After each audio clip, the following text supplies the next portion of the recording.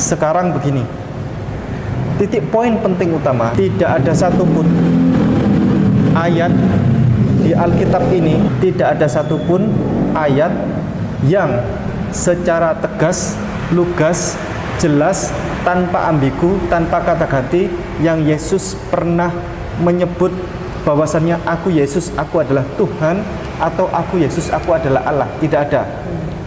Berhadiah 1 triliun kalau ada, bisa berhasil menemukan. Berhadiah 1 triliun kata Ipung kalau bisa menemukan ayat yang mengatakan Yesus menyebut dirinya sebagai Allah. Ini adalah contoh simplifikasi.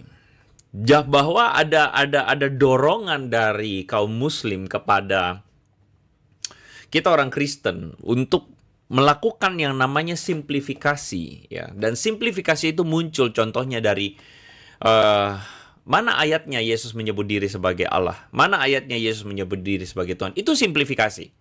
Izinkan saya jelaskan simplifikasi lebih lengkap. Maksudnya begini, mereka selalu bilang Trinitas itu konsepnya bulat, ya, Bapa, Putra, Roh Kudus, 3 tetapi 1 katanya. Oh, gimana 3 in 1? Ya 1 ya 1. Ya 1 tambah 1 tambah 1 sama dengan 3. Kalian kan tentu pernah atau sering dengar itu kan. Lalu mereka bilang Tuhan pakai kolor, Tuhan bisa mati. Itu namanya simplifikasi. Karena apa? Karena mereka menolak penjelasan teologis kekristenan. Dan mereka paksa dengan penjelasan mereka sendiri, dan mereka mau dengan menggunakan caranya sendiri.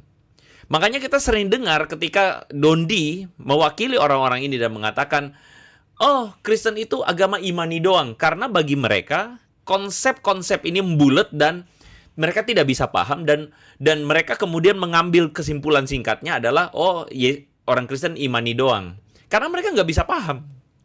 Karena mereka tidak mau mempunyai kemampuan karena mereka tidak bisa paham untuk memahaminya secara utuh. Jadi mereka tuding kita bahwa kita tuh agama imani doang, agama yang percaya doang. Sedangkan mereka mengklaim diri sebagai umat yang agama akal katanya. Ini contoh simplifikasi, ya. Jadi saya berharap teman-teman, Anda semua kita firm dengan ini. Saya merasa bahwa kita perlu sekali untuk kemudian memberikan sebuah statement bahwa hanya karena kita punya konsep teologis yang dalam tidak berarti bahwa ini adalah imani doang. Artinya mereka tidak mengerti, tetapi kemudian mereka menuding kita sebagai agama yang katanya imani doang, dan mereka mengklaim dirinya sebagai agama akal, agama yang berpikir begitu. Padahal mereka, maaf ya, umat atau sebagian mereka atau mereka yang suka nuding kita ini adalah mereka yang malas mikir. Sebagai orang yang saya pikir perlu untuk mengedukasi kita semua, apalagi anak-anak muda di gereja, saya ingin katakan bahwa hati-hati dengan mentalitas simplifikasi ini. Bahwa tidak segala sesuatu itu harus simple, apalagi mengenai kebenaran pribadi Tuhan. Banyak orang yang bilang gini, Rek, nggak usah ribet dong gitu, nggak, ini jawabnya sederhana aja, kalian muter-muter imani doang. Nah itu contoh orang-orang yang malas mikir. Orang-orang yang malas mikir itu adalah orang-orang yang cuma mau menganggap bahwa oh ya sudah, ya begini, tertulisnya apa, ayatnya apa, udah gitu aja. Itu malas mikir. Kalau kebenaran itu harus simple, itu adalah kesalahan atau fallacy. Dan orang yang berpikir demikian adalah orang yang tidak akan pernah memahami tentang fisika kuantum, tentang kalkulus, tentang reaksi fusi, dan sebagainya. Kenapa? Karena bagi mereka, sesederhana tidak mau jadi orang yang mikir.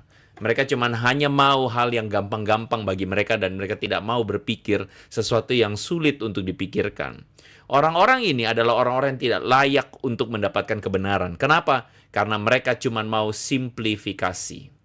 So, buat teman-teman yang berhadapan dengan pertanyaan-pertanyaan kayak gini, sikat ya dengan statement-statement ini bahwa kebenaran itu tidak harus selalu simple. Kebenaran itu bahkan harus kompleks. Karena apa? Karena memahami Tuhan itu melebihi fisika kuantum. Memahami Tuhan itu melebihi kalkulus, melebihi reaksi fusi atau apapun itu. Anda silakan sebut. Dan bodohlah orang yang kemudian mengatakan bahwa saya cuma mau yang gampang-gampang. Ya udah, kamu nggak akan pernah naik kelas. Ya cara beragamamu udah sama kayak anak SD aja terus. Betul nggak?